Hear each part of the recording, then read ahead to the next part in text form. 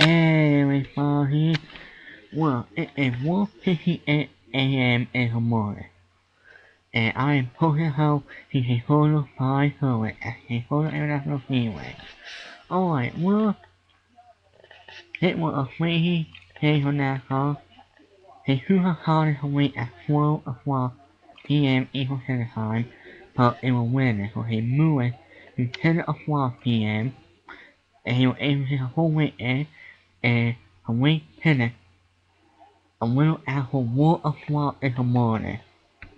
And I will show you why in a couple minutes.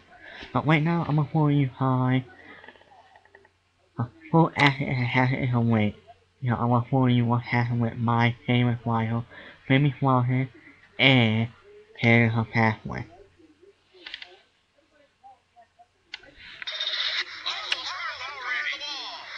Slams to the outside. It's five-time champion Jimmie Johnson. He collects Danica Patrick and the 34 of David Reagan. Trevor Bayne, the 21 car winner from last year. You see him involved? Kurt Busch is involved. I'm a little worried about Jimmie. He took a hard lick right in the door. And there's the HenryCar.com Chevrolet of Kurt Busch. Let's keep an eye on Jimmie Johnson. He's right tucked up underneath the 78 of Regan Smith.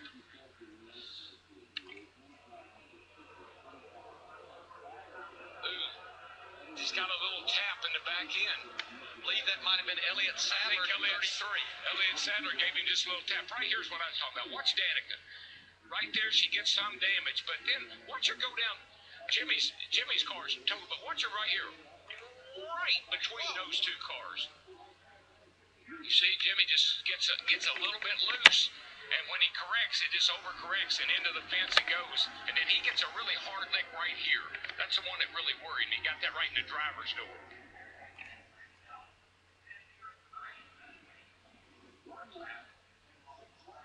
See right here, right there. Jimmie's getting ready to get a hard lick, but here's Danica right here. She gets some damage off of Jimmie Johnson's car there, but I do not. This is the wildest thing I've ever seen. Watch this car go right, but these two cars, these guys are all wrecking, and she goes right in between them. A big chain reaction crash as Johnson's car just clogs the racetrack. And the 34, David Reagan, had car to the outside, car to the inside, nowhere to go. Ride with Danica Patrick. Inside too wide. Take up. Go low.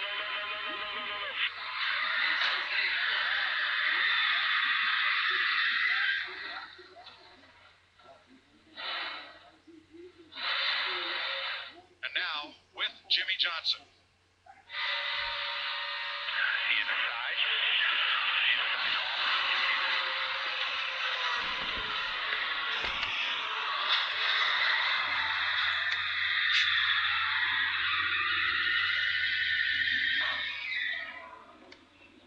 All the drivers involved have either climbed out of their cars or driven back to the pits. They're okay, but what a hard hit.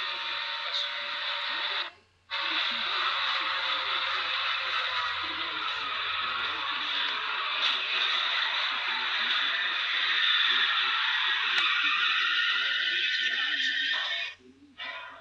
I've seen a lot of wrecks in stock cars in NASCAR, but these guys have all taken a lesson from Danica Patrick. They have seen what she does when she's been in some hard wrecks, and they've taken their hands off the wheel, and he is hurt. He took a hard lick. He's got the wind knocked out of him, I'm sure. Two very hard impacts. We're gonna take a look at the replay. Tell us what happened. Yeah, I'm good. Okay. Well, that was a full accident in the race, and you heard my favorite rival, Jimmie Johnson, calling it, and Taylor her pathway calling it. And I will tell you when he said it at the end of my video. Okay, now I'm gonna show you how what's happening with my other favorite rival, with Jordan. I'm gonna show you what happened with him in the race. So here is what happened with Jordan. In some sports, future super.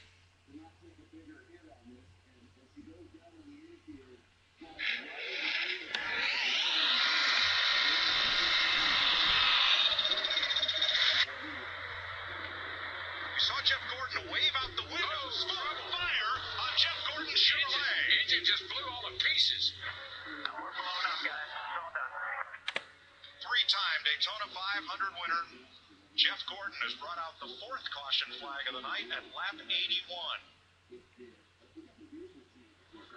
I saw that hand out the window, Darrell, to signal the drivers behind. That water pressure gauge was not working properly, but I don't know. I never went red on any of my gauges, so I have no idea where that came from.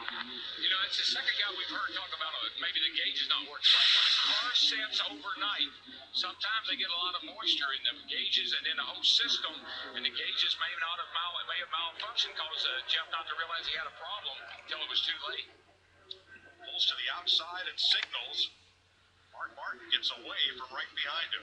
Good thing. Hendrick Motorsports is going for their 200th win here this weekend, and Jeff Gordon's not going to deliver it. Jimmie Johnson's not going to deliver it. That leaves Dale Earnhardt Jr. and Casey Kane for the Hendrick team.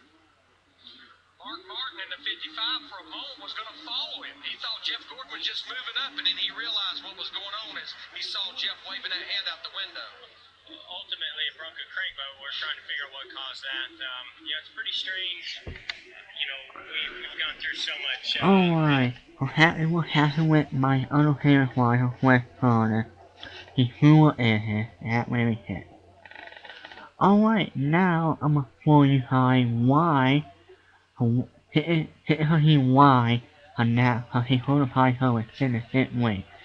And it was. In recent years, many sports. It was something really crazy, and you would not believe what happened. So here is why something told the pilot was in the full way today. And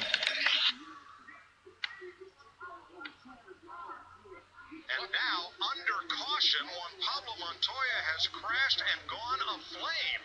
Holy cow, what happened?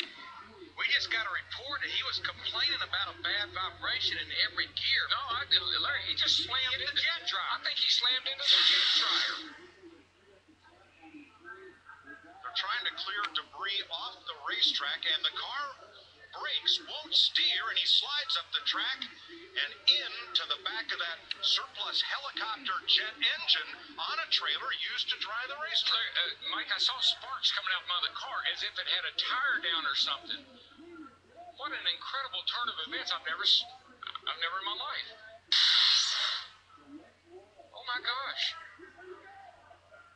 And all that spilled jet fuel found something hot to ignite it. Safety workers quickly on the scene. And this is a bizarre twist to this Daytona 500. Down in turn number 3.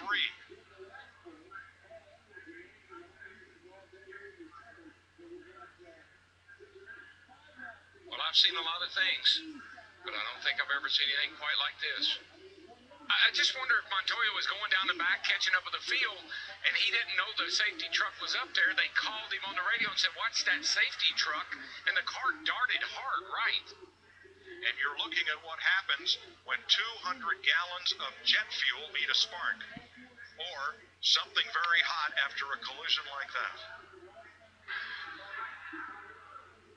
More fire trucks going to the scene. Now that's the front of the race car.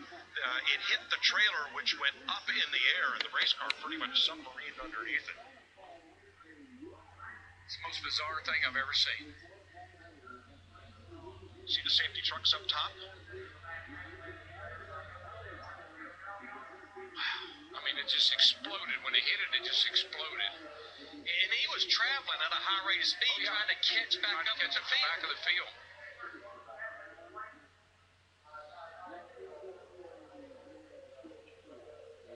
Montoya climbs away, and the driver of the safety truck was helped from his vehicle, walked down the banking and away.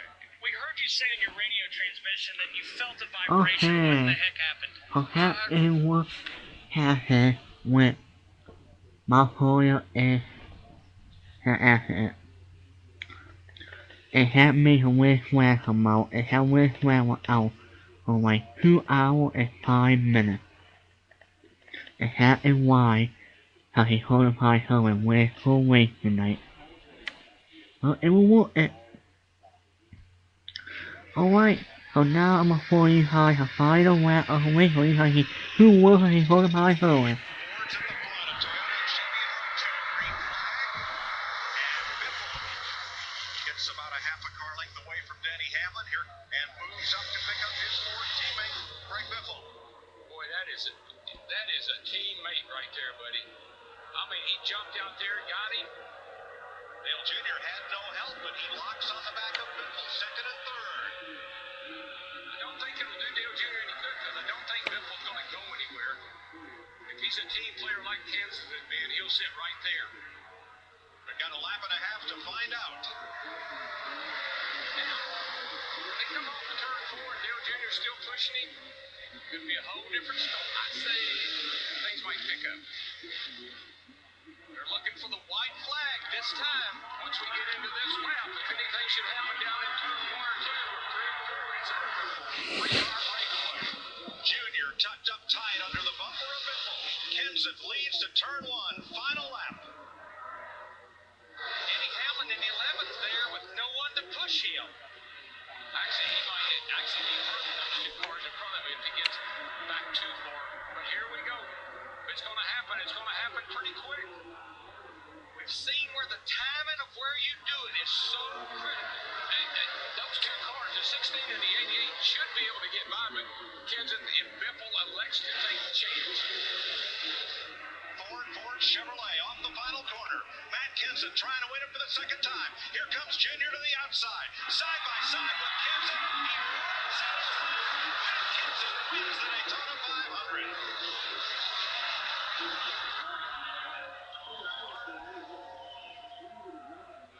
And there's Dale Earnhardt Jr., who has finished second 6 times since he last went to victory lane in the Sprint Cup Series. Alright, so you who Matt was so he hold the pie forward. Nice one, Matt. Alright, so now I'll tell you where my 2 favorite rifles is and where his pathway is. Alright, so I'm gonna start with my 2 favorite rifles. First for the hidden foliage is Jimmie Johnson hidden foliage system. Now 2 is hidden pathway hidden foliage 8.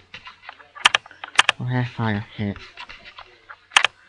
Alright, I'll tell you where my 2 favorite rifles are in a point here now. After a full wait of a year.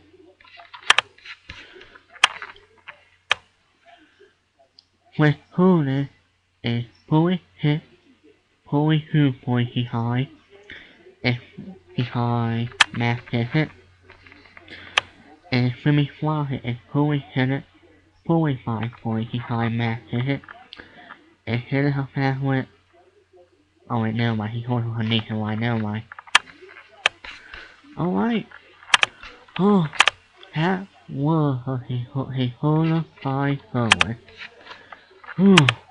Finally on. It hit a whole time for a whole 5 forward when Murray is flying time. So hell too. Alright. Oh now wait. And hold he Jorge Marco and hold he at Peanut. And a 3-way forward he out at 2:40 p.m. Eastern Standard Time. And waiting for the car at about 3:15 p.m. Eastern Standard Time. And hold he off pop. And here I'm with Westport. Alright, it was let you how you know how next time headed her path with a hold he waited in a quick hook.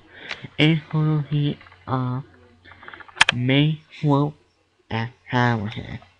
When he how he do it that way. Alright, so I'm hoping you guys next week for my next video. Good night. Bye.